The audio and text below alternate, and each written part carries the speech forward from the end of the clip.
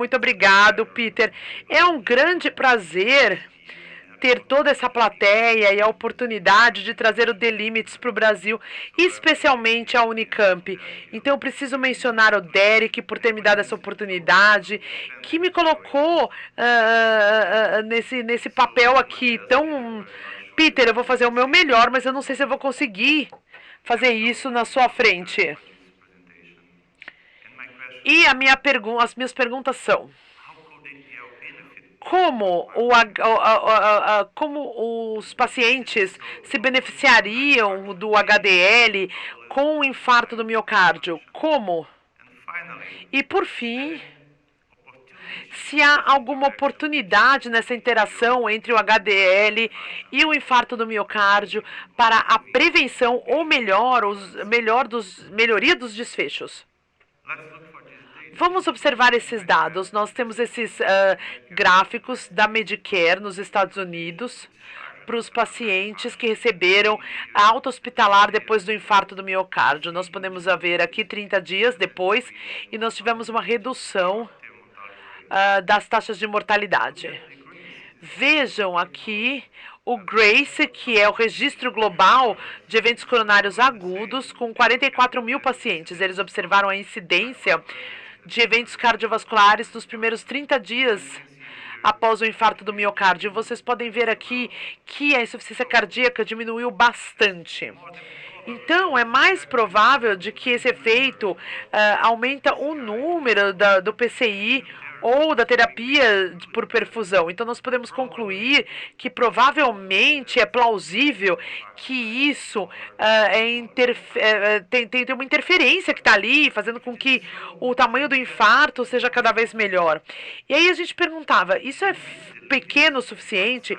A gente chegou nos limites desse tamanho do infarto? E, por fim, como é que a gente pode reduzir ainda mais os infartos do miocárdio? É possível fazer isso? Bom, agora eu vou trazer uma revisão para vocês, que eu realmente gosto. É a primeira vez que eu tive contato com o Yellon, publicado no New England of Journal, falando da perfusão coronária e o tamanho do infarto do miocárdio. Se você tiver uma ausência de reperfusão, você pode diminuir o tamanho do infarto em até 70%. E é por isso que a gente está diminuindo o tamanho do infarto e a mortalidade. Mas se você quiser conseguir diminuir, você pode diminuir até em 25% mais. E essa vai ser a resposta. A gente pode reduzir ainda mais e pode melhorar o desfecho dos pacientes com infarto do miocárdio. A gente começa com 70% até cerca de 5% do tamanho do infarto. Aqui nós temos alguns exemplos. O teste do LDL, ou do HDL, durante a perfusão.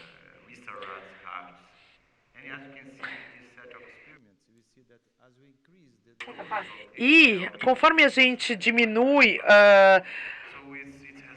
o medicamento, a gente pode reduzir o tamanho do infarto do miocárdio, e isso foi reproduzido.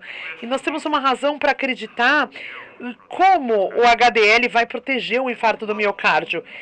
E o que no HDL vai proteger o infarto do miocárdio. Então, nós precisamos dar um passo para trás para essa base de evidência, sugerindo que o HDL tem uma base para os seres humanos.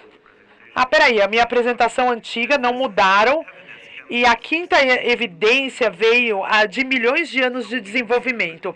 Nós consideramos isso apesar... Então, nós nos perguntamos...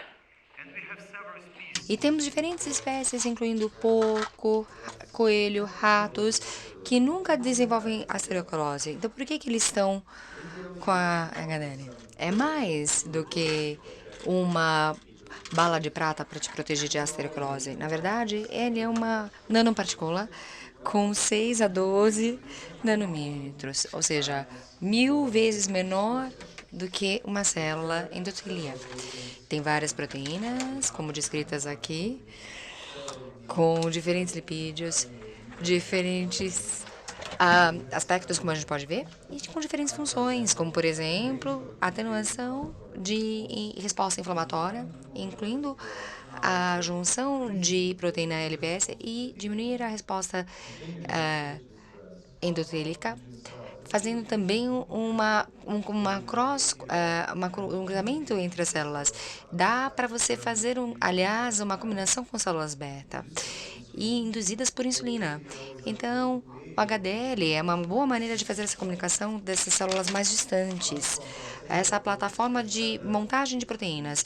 Lembra que eu falei que isso descreve 90 proteínas que estão dentro do HDL, mas é uma partícula tão pequena, ela só pode conter 3, 4 proteínas. Dá para imaginar, então, quantos conjuntos de HDL que existem? E a chance qualitativa e quantitativa é entre os dois grupos. Eu tenho um grupo de pesquisadores brasileiros que falou que um grupo de HDL pode matar e proteger contra a doença de Chagas. Então, vê como é complexo, além de prevenção de osteoporose. Eu só coloquei essas funções aqui para como o HDL pode proteger, né, com infarto do miocárdio. Esse trabalho saiu já faz uns 2 anos e foi realmente marcante, porque estavam tentando fazer a mesma coisa do que a gente fez anteriormente. Ele mostra que quando você tem um infarto do miocárdio, você consegue aumentar a absorção do glicose e da glicólise. Ele usa o FDG para a oxidoglicose aqui, como você pode ver, aqui nessa perfusão com salina, constituindo aqui o HDL, aumentando a absorção da glicose e também a capacidade de glicose. E eles usaram dados bem conhecidos que demonstravam que o ATP gerado por os átomos de oxigênios eram muito maiores do que o por exemplo, quando você tem uma isquemia, você tem menos oxigênio, então é melhor usar a glucose. Então, e eles acharam uma boa correlação entre o tamanho e a absorção de glicose. E fizemos também mais ou menos a mesma coisa quando usamos o trabalho usando em humanos. O primeiro estudo era usando o clamp de euglicemia com 26 pacientes e no primeiro dia até o último dia depois de um infarto do miocárdio. E a gente achou o nível médio do HDL, que na época era 36. Veja, aqueles que estão com... O laser não está funcionando bem. Com HDL baixo, tem uma baixa na sua sensibilidade à insulina. Com HDL mais elevado, com mais de ordem de 36, teve um aumento de sensibilidade à insulina.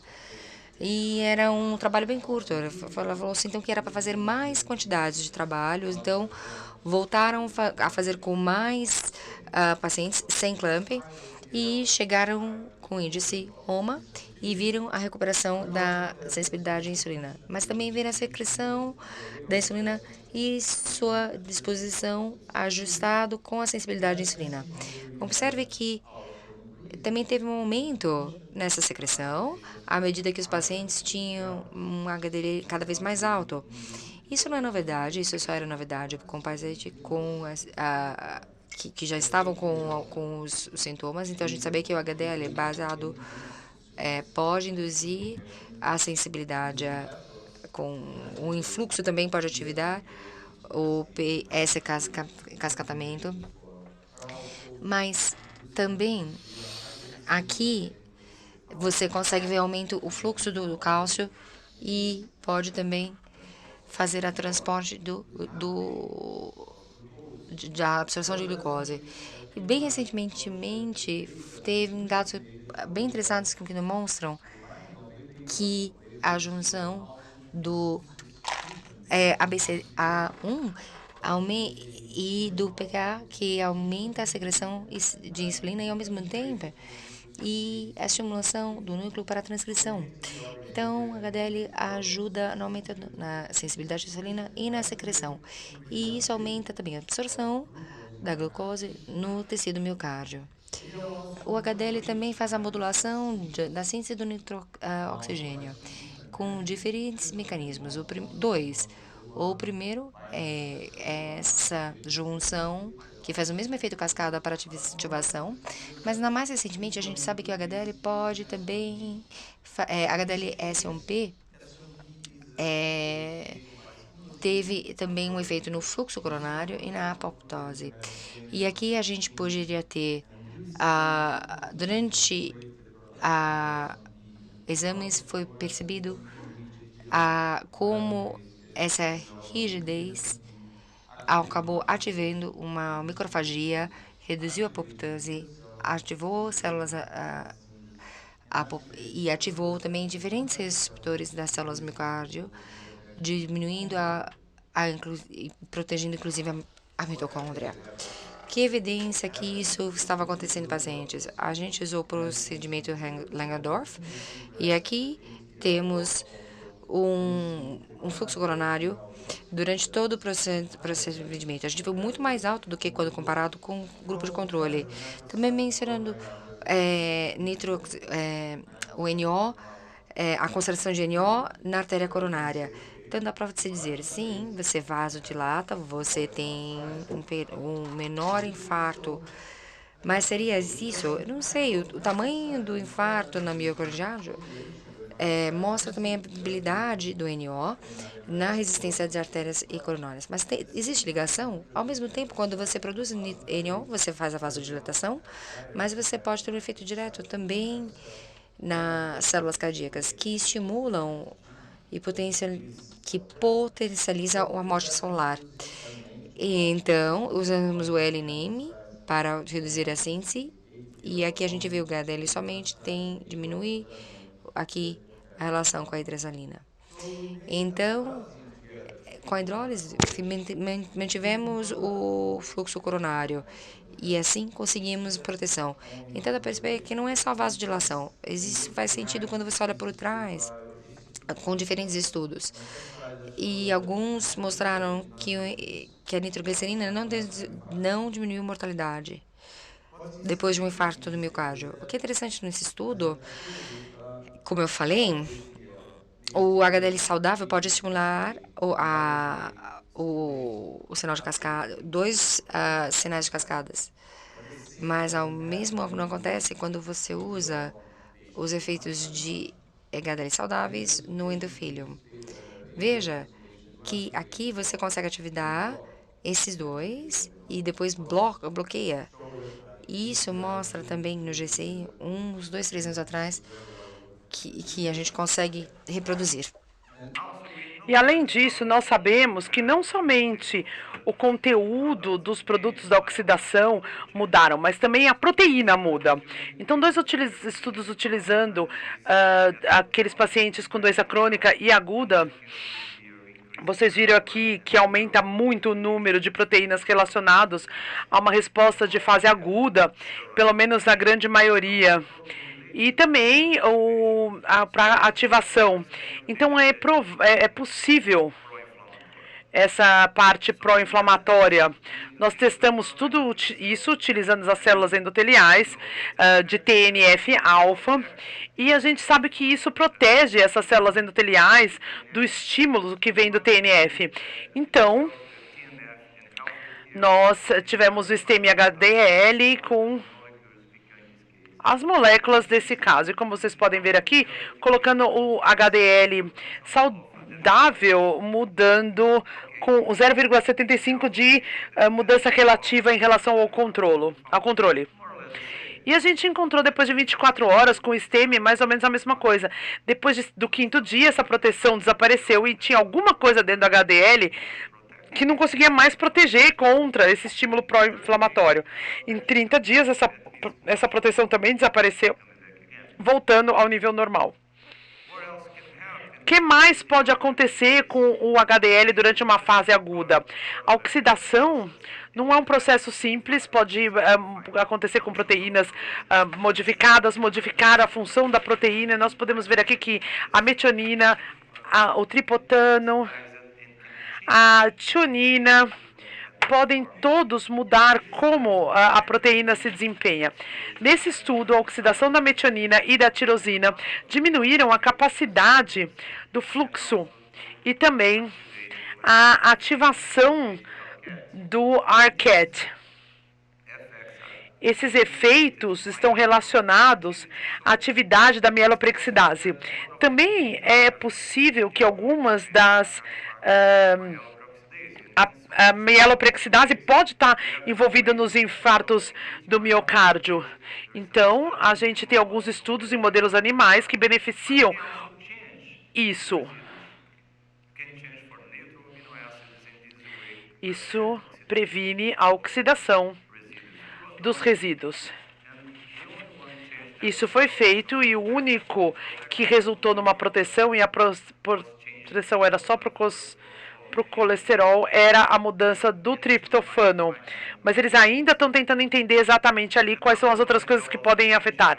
O metabolismo também mudou durante o infarto do miocárdio e eles mostraram que nós tivemos uma redução e o remodelamento e as alterações no fenótipo do HDL e na função entre a primeira e o quinto dia depois do infarto do miocárdio.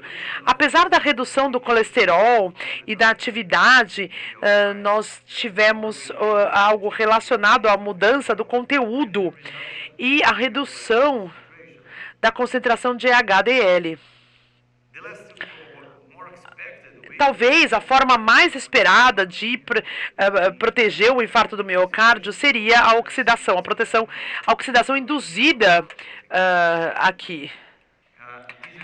Esse experimento induziu a oxidação, incubando HDL, sulfeto de cobre, desculpa, e nós observamos a formação desse produto, utilizando a oxidação do LDL sozinho ou do LDL sozinho e o LDL mais o HDL, mostrando que existe uma oxidação. E aqui, no primeiro dia após o infarto do miocárdio, e no quinto dia você perde essa capacidade de novo. E essa capacidade não é completamente recuperada depois de 30 dias. Então, talvez o que poderia causar a diminuição da oxidação seja a saturação. No começo da minha apresentação, nós tínhamos durante 60 milhões de anos, a nossa longevidade cresceu o quê? 60 anos?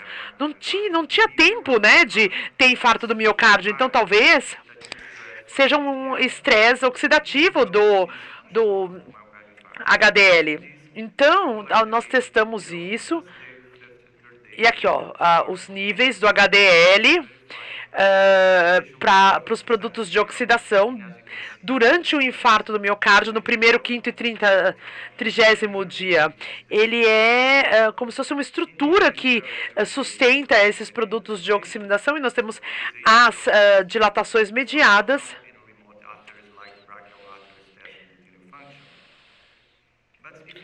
Mas se isso for o que realmente acontece, não é por causa da função endotelial, mas por causa do infarto do miocárdio, porque a gente precisa produzir isso para produzir e proteger. Novamente, eu coletei o LDL desses pacientes, coloquei em células endoteliais e achei a produção dessas toxinas. PBS. Aí nós temos o LDL saudável e sem nenhum efeito no HDL-STEMI. Observe os pacientes onde nós tínhamos os piores resultados para a função endotelial estimada pela dilatação mediada pelo fluxo. 30 dias depois do infarto do miocárdio, acontece alguma coisa que seria prejudicial por causa do estresse oxidativo durante esse período de tempo. Observando o efeito do HDL na extensão do infarto do miocárdio nos pacientes STEMI. Nós podemos comparar aqui nos dois eixos a massa do infarto do miocárdio e o colesterol HDL no dia 1. Quando nós observamos essa regressão polinomial, nós vemos o efeito do HDL na extensão do infarto do miocárdio nos pacientes STEMOS. Nós podemos observar o tempo para reperfusão, que acaba diminuindo. Veja a regressão linear depois de 4 horas de reperfusão, depois do início do infarto do miocárdio. Isso perde significância estatística. Então, você precisa ter uma reperfusão para ter o melhor e o pior do HDL. Ele pode fazer a lesão ou proteger da lesão, sempre relacionado à perfusão. Um outro teste para verificar isso novamente. Langendorf utilizou e nós testamos um HDL saudável, um infarto do miocárdio no dia 1 e no dia 5. Nós podemos ver o HDL, não teve qualquer efeito no primeiro dia e no quinto dia. A função sistólica ou o tamanho do infarto. Então, nós podemos observar que nós temos duas realidades aqui. Se você tiver um HDL saudável, você vai estar protegido contra o infarto do miocárdio. Se ele for disfuncional, para aqueles pacientes que não têm proteção, é onde nós vamos ter maior problema. Então, não tem jeito de você educar os seus pacientes. É por isso que nós temos tantos pacientes que querem aumentar essa ciência. A gente tem que mudar o jeito que o HDL funciona e não a quantidade de HDL. Esse é um exemplo disso. Esses estudos quiseram reconstituir o HDL 2 semanas depois de uma síndrome coronária aguda, considerando o paciente com 80 quilos, que tem mais ou menos 20 gramas de HDL nativo. Quando a gente oferece de 3 a 6 gramas de HDL reconstruído, você pode ver a redução. A questão é a hepatotoxicidade, que ele é bem atraído pelo fígado, vai direto para o fígado, estimula o NASH e isso traz um problema. Então, a gente diminuiu a dose e vocês podem ver que não há qualquer toxicidade. De 1,2 a 2,4 gramas de HDL reconstituído. Mas eles quiseram dar uma forçada na coisa e eles deram 2 miligramas no último estudo e não teve resultado. Então, 0,24 de HDL reconstituído de 20 miligramas de HDL nativo, que nesse caso era disfuncional. Então, o efeito de diluição preveniu qualquer benefício. Então, o meu conceito é que se você precisa utilizar o HDL para proteger as pessoas, para prevenir a morte, diminuir os infartos do miocárdio, a gente precisa pensar na qualidade do HDL. Ele não é o LDL, é muito mais complexo e muito mais poderoso. Para concluir, nós estamos longe de estarmos no limite com o HDL. Nós estamos começando a ver o que está acontecendo, o que essa nanopartícula faz, tão importante para prevenir doenças. E nós temos ele prevenindo a injúria de reperfusão e a isquemia, e isso também estimula alguns casos. E depois que você tem um infarto do miocárdio, nós podemos ter uma mudança completa do HDL, como ele protege tudo. Então, com certeza, a gente vai tentar utilizar um HDL para mudar alguns aminoácidos que têm que ser resistentes à oxidação, para prevenir o acúmulo ou o efeito dilutivo do grande volume do que é encontrado ali nesse colesterol. Eu queria agradecer essa equipe que fez o trabalho mais difícil e eu só precisei vir aqui contar o que eles tinham feito.